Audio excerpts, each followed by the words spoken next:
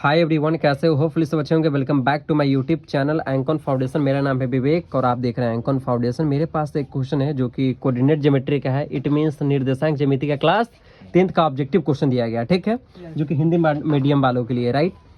सो मेरे पास क्वेश्चन क्या दिया गया था कि मूल बिंदु से बिंदु P में दिया गया था क्या, तो 2√2 कॉमा माइनस में 2√2 की दूरी ज्ञात करें, जिसके लिए 4 ऑप्शन गिवन था, जिसके लिए 4 ऑप्शन दिया गया था। ऑप्शन ए में था 2 इकाई, ऑप्शन बी में था 4 इकाई, ऑप्शन सी में √2 इकाई, ऑप्शन डी में क्या था 8 इकाई। मतलब इकाई को इंग्लिश में बोलते हैं यूनिट, ठीक है ना। अब देखो मूल बिंदु से बोला है भाई साहब, मेरे को मूल बिंदु अभी पता नहीं है, तो अपना से बना लेंगे मूल बिंदु। क्या लग रहा है, बना तो सकते ही हैं। मूल बिंदु अपना से नहीं बना लेंगे, हम तुम्हें कॉन्सेप्ट सिखा रहे हैं, इसको अच्छे से लिखेंगे, क्योंकि ऑब्जेक्टिव हो या सब्जेक्टिव हमें कॉन्सेप्ट सिखाना। आप सपोज करो इसको ए बोल, इसको मूल बिंदु बोल दिए। अब मूल बिंदु के नाम हम दे देंगे, सपोज करो कि ओ, क्या देते हैं ओ, क्या देते हैं ओ, ठीक है ना। ओरिजिन पॉइंट, इसको बोल देते हैं पी, इसको क्या बोल देते हैं पी, हो गया। अब देखो ओ में कुछ नहीं, यानी 0,0 मूल बिंदु। जब हम मान के चलो कि अपने कोचिंग से अगर कर्जा जाएंगे तो कोचिंग से 0 किलोमीटर 0 हो जाएगा ना, जिससे 0 मीटर, और उसके बाद कर्जा तक जाएंगे तो जितना किलोमीटर होगा उतना शो करेगा। अब पी में क्या दिया था मेरे पास भाई साहब, 2√2 कॉमा माइनस में 2√2, यही ना है जी, यही हमें दिया हुआ, ठीक है। जो कि आप देख सकते हैं थोड़ा मिस्टेक हो गया, राइटिंग प्रॉब्लम हो गया, ठीक है ना, थोड़ा इस लाइस्ट में कॉर्नर के पास, ठीक है ना। बस आप इसको देख लीजिएगा, माइनस कर लीजिएगा, ठीक है ना। चलो अब यहाँ पे क्या लिखेंगे, सबसे पहले हल, क्या लिखेंगे, हल तो यही लिखना है, ठीक है ना। हल नहीं लिखोगे तो क्या हो जाएगा, गलत, ठीक है। कॉर्नर पे बेकार फिगर बना दिया, हम उस साइड में बनाना चाहिए। सो अब वीडियो बन रहा है तो कोई दिक्कत नहीं है। अब हम क्या काम करेंगे कि लिखेंगे यहाँ, क्या लिखेंगे यहाँ, ठीक है ना। लिखेंगे x1 बराबर, नीचे लिखेंगे y1 बराबर, कर लिए x1 बराबर, तो इसको बोलेंगे x1, इसको बोलेंगे y1, तो x1 बराबर में क्या हो जाएगा 2√2, और y1 बराबर में क्या हो जाएगा माइनस में 2√2। कर लिए हम जी, समझ में आ रहा होगा तुम लोगों को अच्छे से। हम 0 क्यों लिखे हैं, हम चाहेंगे तो यहाँ पे माइनस में भी 0 कर सकते हैं। इसको x1 y1 x2, ये काफी ज्यादा लंबा हो जाएगा, x2 y2 नहीं करना। x1 में से 0 को घटा देंगे, फिर y1 में से 0 को घटा देंगे, लास्ट में बात वही पड़ेगा, ठीक है ना। काफी ज्यादा लंबा हो जाएगा, इसके वजह से हम केवल समझाने के लिए आपको फिगर बना दिया, ठीक है ना। अब देखना ध्यान से। अब बोला है कि मूल बिंदु से बताइए क्या दूरी, किस बिंदु से, मूल बिंदु से। तो यहाँ पे लिखेंगे देयरफॉर, यानी मूल बिंदु से क्या लिखेंगे,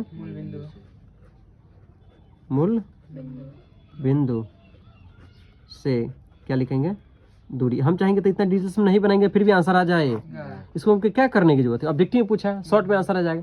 लेकिन जब भी शॉर्ट में ना आकर के अगर लॉन्ग में आ गया तुमको डिटेल्स में बनाना है, लेकिन अगर शॉर्ट में आ जाए तो लॉन्ग में बनाना।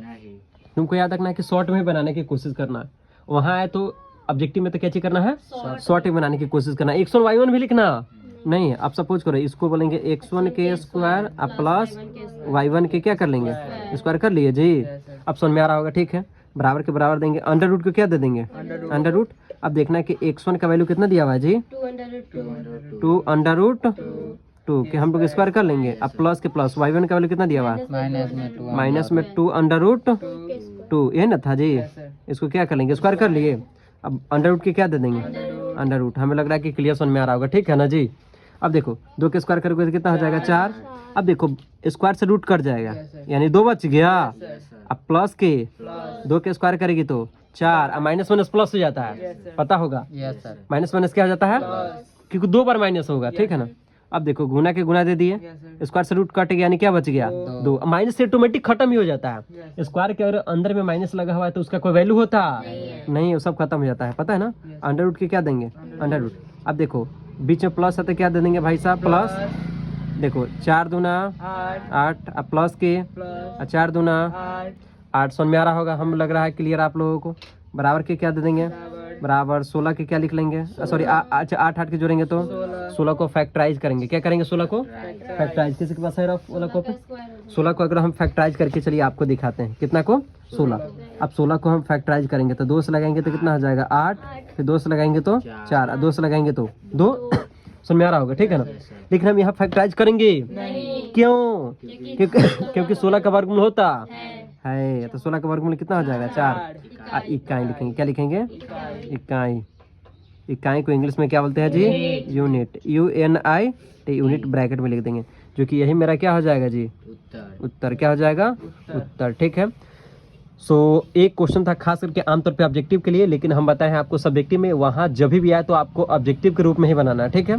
सो वीडियो कैसा लगा कमेंट करके जरूर बताएं, और चैनल पर नए थे तो चैनल को भी सब्सक्राइब करें। So thank you so much, thanks a lot. और वीडियो अच्छा लगे तो दोस्तों में भी शेयर कर दें। बाय।